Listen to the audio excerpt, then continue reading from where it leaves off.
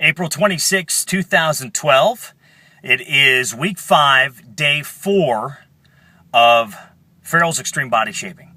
Actually did my measurements time. Well, today, let's start off with what we did. We did lower body resistance, and wow, I got through it. We'll put it that way. Just did like these skater lunges, and yeah, it was hard. But got through it, got that done, and then did my measurements for my 5 weeks. And according to that, down about 10 pounds from 5 weeks ago. And then my body fat was 36% roughly when I started, and I broke 30. I believe it was like 27% is now where my body fat is. So that was really good. They were happy with that because I broke 30 with my body fat. So I still got to set up a time to do my sit-ups, push-ups, and my timed mile run, which I'll hopefully get that done here in the next week, because they would be doing this on Saturday, but I've got the Drake Road Race that I'm helping my buddy Chris Birch out that morning, doing announcing and things for him, taking care of that. So I'm not able to do that on Saturday. So I've got to set up another time that I can get with them and get that taken care of. Otherwise, things going still very well. Again, we're halfway through.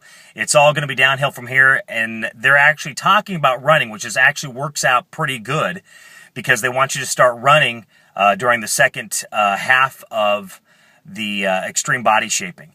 And talking with my buddy James, David, and Steve, that we do a podcast together. We're actually going to go as a team, the podcast, the League of Ordinary Gentlemen, and we're going to get t-shirts and whatnot made, and then actually do a 5K. In fact, the goal, at least for myself, this is what I gave me. In fact, I posted on Facebook today, and that's going to be 5 weeks, 5K. There is a 5K happening in 5 weeks. Not signed up for it. I got to figure out exactly if I can do it, because I know I've got a wedding and a few other things going on that day.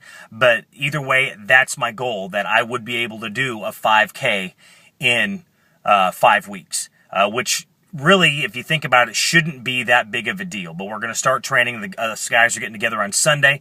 We're going to start training. In fact, probably going to do it out at Raccoon River Park. That's a 3-mile trail, so that's actually a perfect trail. We make it around that. We know then you're ready to do a 5K. So really looking forward to that. Really wanting to do it again. This is a goal that many of you know that I've talked about since last summer, when I did the initial 75-pound weight loss.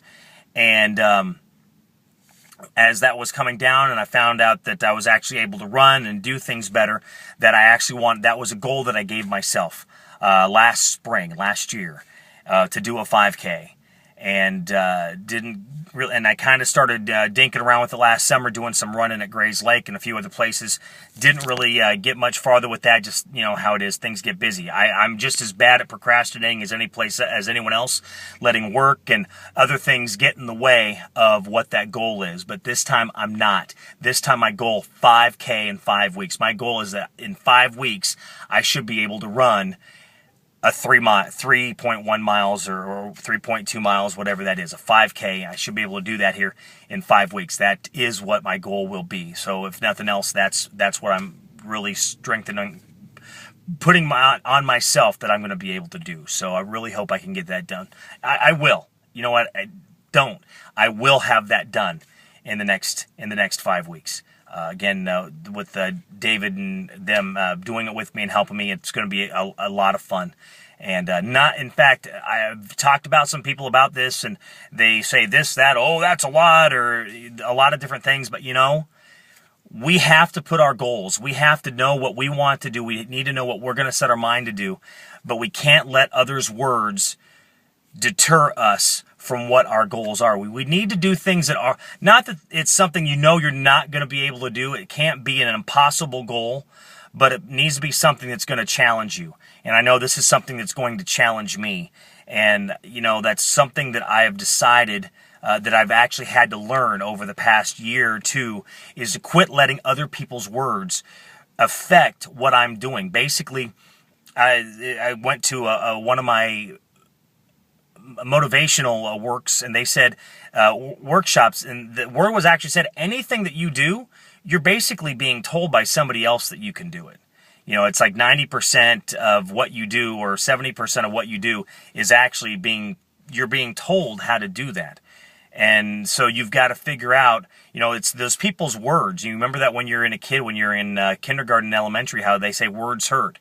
And it's those little seeds that people plant in your mind that your mind can just grab a hold of, and then can actually end up basing it on your outcome of what you want. And I've decided those words are I'm not going to let them in. People start saying things to me like that, I actually snap back, because I'm not going to be that butt joke anymore. And I'm going to stand up for myself, which is something I've never really done.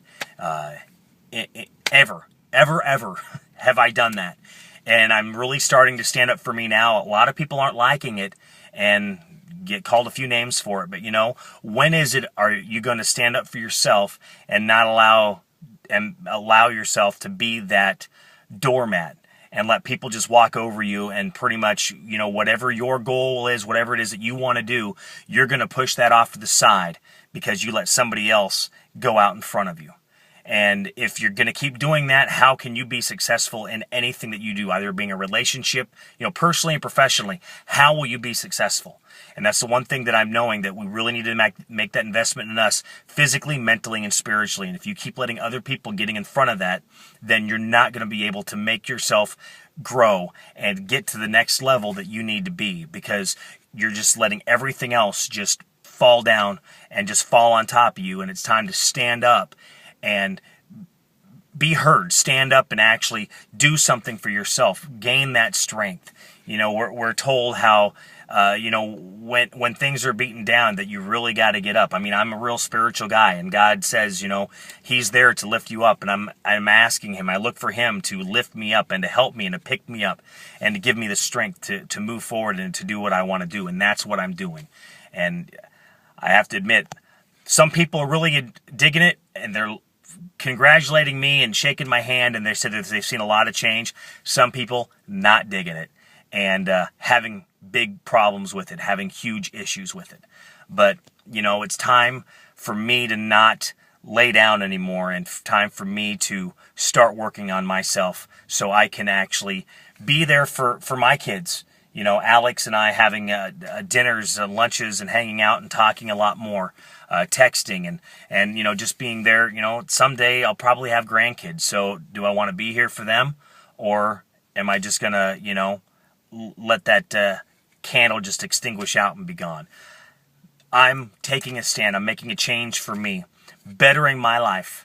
And hopefully by doing that, other people around me are going to, you know, see that, and it's going to encourage them, because maybe they've gotten like me and are fed up and need to have that change and need to start turning things around in their own life. And that's where I am, and that's what I'm doing. And again, thank you for all the encouragement that I'm getting from you. Thank you for the motivation that I'm hearing from people. And thank you for I've heard so many people that they see this and, you know, they're encouraged to do things. And you know what? That just makes me feel the best, that I'm actually doing this and other people are feeling the encouragement at the same time. Because you know what? If I can do this, you can do it. You just got to put your mind to it and really start looking for those goals and pushing forward. But again, week 5, day 4, that's what we are. It's all, you know, we're going to start training now for the 5K, so we'll have updates on that, on how that goes every week. Again, getting together with the guys every Sunday to do that run. And also, once I get my timed run and time mile and all that done too, I'll let you know where all that ends up to. All right? So, you know, thank you, and hopefully you're enjoying this journey as much as I am. So until next time, have a great day.